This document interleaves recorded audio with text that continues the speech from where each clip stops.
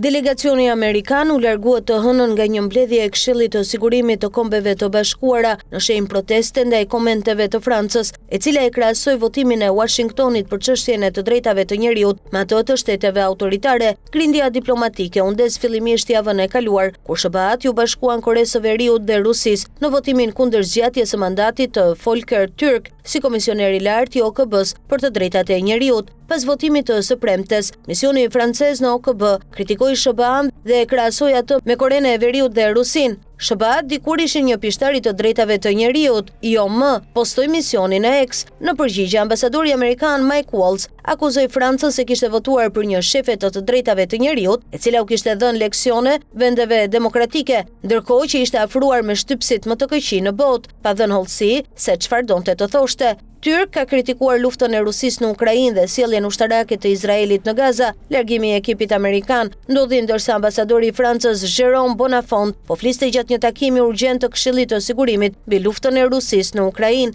Ambasadori amerikan Dan Nigra tha se delegacioni do të vazhdojë të bëjë protesta të ngjashme derisa Franca të hiqë dorë nga retorika e saj përçmuese dhe mosrespektuese. Debati për mandatin e dytë të Türk, i cili u miratua me 144 shtete pro, 10 kundër dhe 13 abstenime, pasqyron tensionet midis Washingtonit dhe Kombeve të Bashkuara. Administrata e presidentit Donald Trump ka shkurtuar fondet për agjencitë e OKB-s dhe është tërhequr nga 10 entitete të organizatës. Të premten, ambasadori amerikan Jeff Bartos kritikoi riemërimin e Türk dhe paralajmëroi se do të ketë pasoja për asamblen, të cilën e akuzoi se toleron tejkalimet procedurale, marrëveshjet e fshehta dhe keqpërdorimin e posteve në OKB. Shtetet e Bashkuara do të rivlerësojnë menjëherë angazhimin, pjesëmarrjen dhe financimin ton, deklaroi Bartos. Ambasadori francez Jérôme Bonafont nga ana tjetër e përshkroi Volker Türk si një zot të ndërgjegjes, i cili sipas tij kishte treguar rigorozitet dhe panshmëri gjatë mandatit të parë.